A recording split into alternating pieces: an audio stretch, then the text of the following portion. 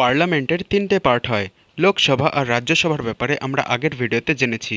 এই ভিডিওতে আমরা প্রেসিডেন্টের ব্যাপারে জানবো। সবার প্রথমে আমরা দেখব প্রেসিডেন্টের কি ইম্পর্টেন্স আছে। তিনি head of the Indian state হয় আর ফার্স্ট সিটিজেন অফ ইন্ডিয়া হয়। তিনি সুপ্রিম কমান্ডার অফ ডিফেন্স ফোর্সেসও হয়। এবার জানবো প্রেসিডেন্ট হওয়ার জন্য এলিজিবিলিটি কি কি আছে। প্রথম কন্ডিশন হচ্ছে তাকে সিটিজেন অফ ইন্ডিয়া হতে হবে। দ্বিতীয় কন্ডিশন হচ্ছে তাকে 35 ইয়ার্স বয়স হতে হবে। থার্ড কন্ডিশন হচ্ছে তাকে লোকসভার ইলেকশনের জন্য এলিজিবল হতে হবে। আর ফোর্থ কন্ডিশন হচ্ছে সে যেন কোনো পাবলিক অফিসকে হোল্ড না করে থাকে। এবার আমরা কথা বলবো ইলেকশনসের। প্রেসিডেন্টের যে ইলেকশন হয় সেগুলো হয় ইনডাইরেক্ট, মানে এতে জেনারেল পাবলিকরা ভোট করে না। ইলেকশনে যারা পার্টিসিপেট করে তারা হয় elected MPs of Lok Sabha and Rajya Sabha, elected MLAs of state legislative assemblies and elected MLAs of Delhi and Puducherry. এর মধ্যে একটা কথা নোট করার আছে যে কোনো নমিনেটেড মেম্বার পার্টিসিপেট করে না। এগুলো ছাড়া প্রেসিডেন্টের যে টেনিউর হয় সেটা হয় 5 বছরের। আর প্রেসিডেন্টকে পার্লামেন্টের ইম্পর্টেন্ট পার্ট এই জন্য বলা হয় কারণ যে কোনো বিল তখনই অ্যাক্ট তৈরি হয় যখন তাতে প্রেসিডেন্ট অফ ইন্ডিয়ার সিগনেচার থাকে, নয়তো সেটা একটা বিল হয়েই থেকে যায়। তাছাড়া আমাদের ফার্স্ট প্রেসিডেন্ট ছিল ডক্টর রাজেন্দ্র প্রসাদ, আর আমাদের কারেন্ট প্রেসিডেন্ট আছেন দ্রৌপদী মুর্মু, যিনি 15th প্রেসিডেন্ট অফ ইন্ডিয়া। এই ভিডিওটা যদি আপনাদের একটু ইনফরমেটিভ লাগে তাহলে আরও এরকম ভিডিও দেখার জন্য আমাকে অবশ্যই সাবস্ক্রাইব করে দিন।